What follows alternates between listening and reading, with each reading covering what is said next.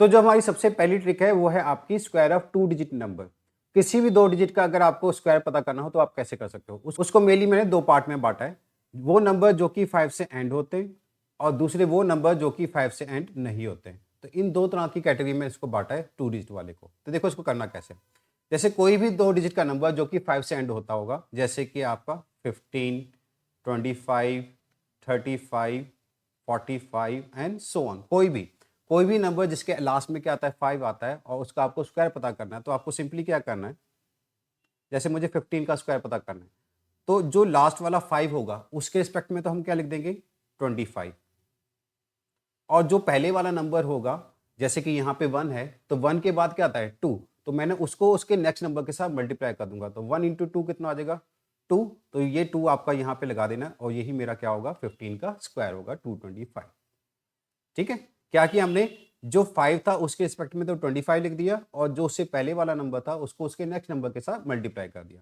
Similarly अगर मान लीजिए मुझे 25 का स्क्वायर पता करना है तो 5 के रिस्पेक्ट में तो क्या लिखूंगा 25, और 2 के बाद क्या आता है 3, तो 2 3 जा कितना हो जाएगा 6, तो मैं कहूंगा कि 25 का स्क्वायर कितना हो जाएगा 625। ऐसे ही हम जैसे मान लीजिए 35 का स्क्वायर पता करना है तो अगेन 5 का स्क्वायर कितना आ जाएगा 25, और 3 के बाद क्या आता है 4, तो 3 4 जा कितना आ जाएगा 12, तो यहाँ पे कितना आ जाएगा 12, तो मैं कहूँगा कि 35 का स्क्वायर कितना हो जाएगा 1225। तो इस तरह से कोई भी नंबर जो कि 5 से एंड होगा उसका आप स्क्वायर बड़ी आसानी से निकाल सकते हैं। तो इस हिसाब से प्रैक्टिस के लिए आप 45, 55, 65 एंड सो ऑन किसी का भी आप स्क्वायर निकाल सकते हैं बड़ी आसानी से। ये तो बात हुई उन नंबरों की जो कि 5 से एंड होते हैं। अब उन नंबरों का क्या है जो कि 5 से एंड नहीं होते। लेट्स से सपोज करो 23। अब 23 का मुझे क्या पता करना है स्क्वायर पता करना है, तो इसका लिए हम क्या करते हैं, आपको जो पहला नंबर है पहले उसका स्क्वायर लिखना है। तो 2 का स्क्वायर कितना आता है 4, उसको लिखना है 2 डिजिट की फॉर्म में, तो इसको हम लिखेंगे 04। ऐसे 3 का स्क्वायर कितना आता है 09, तो उसको हम इस तरह से लिख देंगे 09। अब आपको क्या करना है, इन दोनों नंबरों को आपस में मल्टीप्लाई करना है। तो 2 इंटू 3 कितना आ जाएगा 6, और जो वो 6 आएगा उसको 2 के साथ मल्टीप्लाई कर देना, तो 6 इंटू 2 कितना आ जाएगा 12। अब इस 12 को क्या करना है, जो लास्ट डिजिट होगा उसको छोड़कर यहां पर उसको ऐड कर देना है, तो कितना आ जाएगा 9, और 02 और कितना आ जाएगा 2, और 4 और 1 कितना आ जाएगा 5। तो मैं कहूंगा कि भाई 23 का स्क्वायर कितना हो जाएगा 529। क्या किया हमने, जो भी पहला नंबर था उसका स्क्वायर किया, जो सेकंड नंबर था उसका स्क्वायर किया, उसके बाद क्या किया उन दोनों नंबरों को आपस में मल्टीप्लाई किया और जो वैल्यू आई उसको 2 के साथ मल्टीप्लाई कर दिया, और जो आपके पास वैल्यू आई उसको लास्ट डिजिट छोड़कर आगे जाके ऐड कर दिया और फिर आपका आंसर आ गया 529। एक और नंबर लेते हैं, लेट्स से कि भाई 34 का स्क्वायर पता करते हैं, है ना। अब इसमें भी अगेन क्या करेंगे, 3 का स्क्वायर कितना आएगा 09, अब 4 का स्क्वायर क्या है 16, ये ऑलरेडी 2 डिजिट की फॉर्म में है तो उसको हम ऐसे लिख देंगे। अब इसके बाद क्या करेंगे, इन दोनों को मल्टीप्लाई, तो 3 इंटू 4 कितना आ जाएगा 12, और 12 को 2 के साथ मल्टीप्लाई करेंगे तो कितना बनेगा 24। अब इस 24 को क्या करना है, लास्ट डिजिट छोड़कर यहाँ पे आके उसको ऐड कर देना है। अब इसको हम करेंगे तो कितना आएगा 6, 4 प्लस 1 कितना आ जाएगा 5, और 9 और 2 कितना आ जाएगा 11। तो मैं कहूँगा कि भाई 34 का स्क्वायर कितना होगा 1156। ऐसे आप किसी का भी पता कर सकते हैं। एक और का पता करते हैं, लेट्स से 54। ठीक है, अब अगेन 5 का स्क्वायर कितना आ जाएगा 25, 4 का स्क्वायर कितना आ जाएगा 16, और 5 इंटू 4 करोगे तो कितना आएगा 20, और 20 को 2 के साथ मल्टीप्लाई करोगे तो कितना आएगा 40।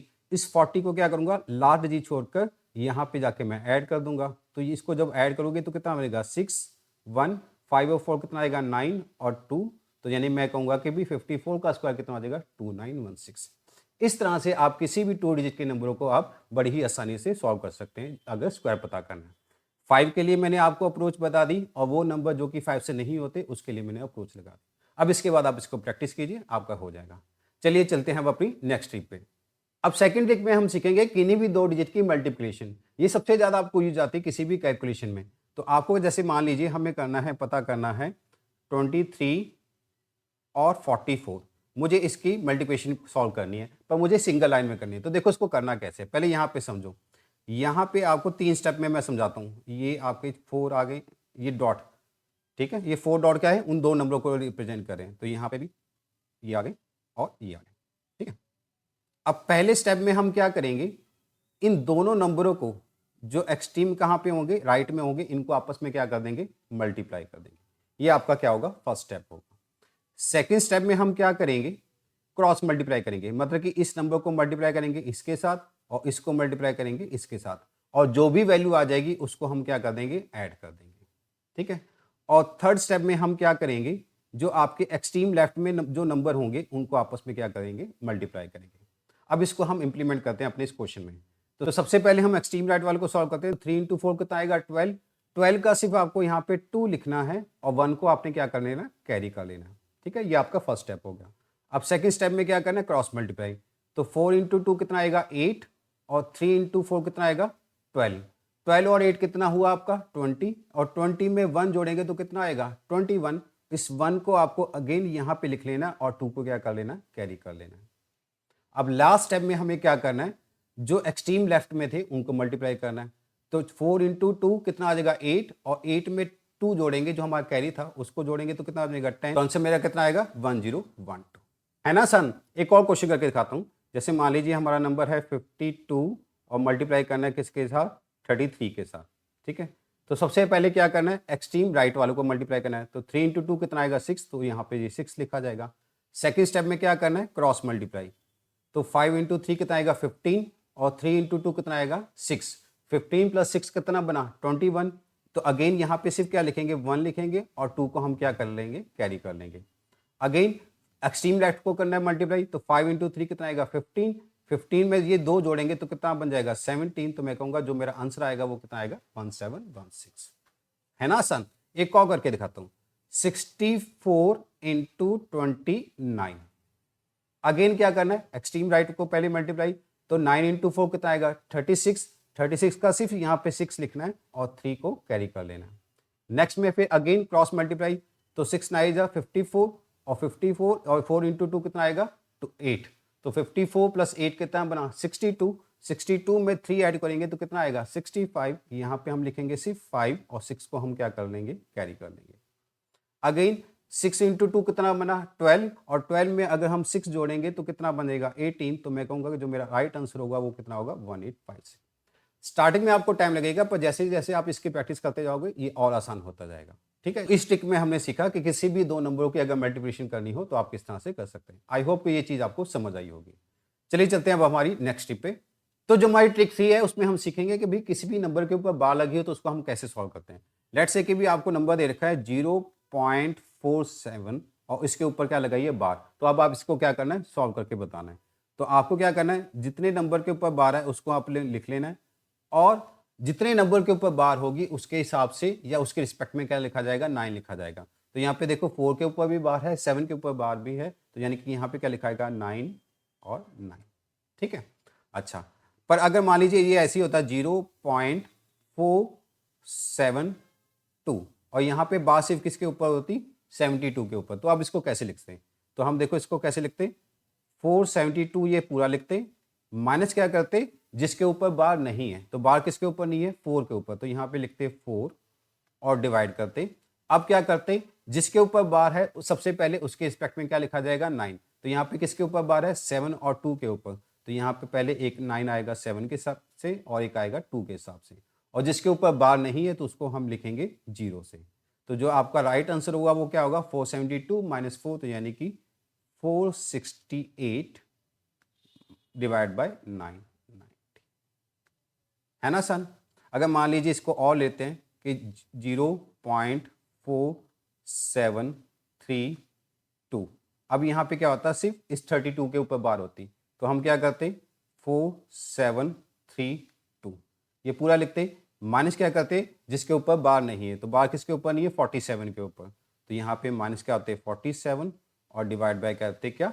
अब यहाँ पे देखो बार किसके ऊपर है, 3 के ऊपर है और 2 के ऊपर है, तो सबसे पहले तो इसके हिसाब से लिखा जाएगा 9 9, और बार किसके ऊपर नहीं है, 7 और 4 के में, तो यहाँ पे उनके रिस्पेक्ट में क्या लिखा जाएगा, 0 0।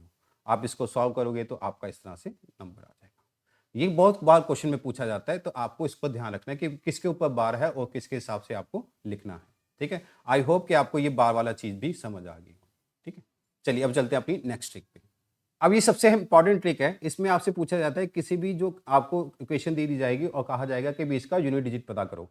लेट्स से कि आपको ऐसे दे दिया गया कि 23 इंटू 43 इंटू 29 इंटू 34 इंटू 26 और कहा गया कि जब अब मैं इसको सॉल्व करूंगा तो बताओ यूनिट डिजिट क्या आएगा। तो आपको देखो कंफ्यूज नहीं होना है, सिंपल सा फंडा क्या लगाना है, जो भी आपके लास्ट डिजिट होंगे सिर्फ उन्हीं को आपस में क्या करना है, मल्टीप्लाई करके देखना है। कैसे? देखो 3 को 3 के साथ मल्टीप्लाई किया तो कितना आएगा 9, 9 को 9 के साथ करोगे तो कितना आएगा 81, 81 का सिर्फ 1 के ऊपर फोकस करना है, तो यहाँ पे सिर्फ हम 1 को लेंगे। 1 को किया, अब 1 को किया 4 के साथ तो कितना आएगा 4, और 4 को किया 6 के साथ तो कितना आया 24, तो यानी कि लास्ट में फिर अगेन कितना आया 4। तो मैं कहूंगा कि अगर इस इक्वेशन को सॉल्व करोगे तो लास्ट में क्या आएगा, सिर्फ 4 आएगा। है ना सन? आपको सिर्फ लास्ट डिजिट के ऊपर फोकस करना है। अगेन एक और ले लेते हैं, जैसे लास्ट कीजिए 54 इंटू 26 इंटू 33 इंटू 64 इंटू 72। ठीक है, अब आपको पता करना है कि भी लास्ट डिजिट में यानी कि यूनिट डिजिट पे क्या आएगा। तो अगेन देखते हैं कि 4 को मल्टीप्लाई करना है 6 के साथ तो कितना है 24, 24 पे का सिर्फ 4 के ऊपर फोकस करना है।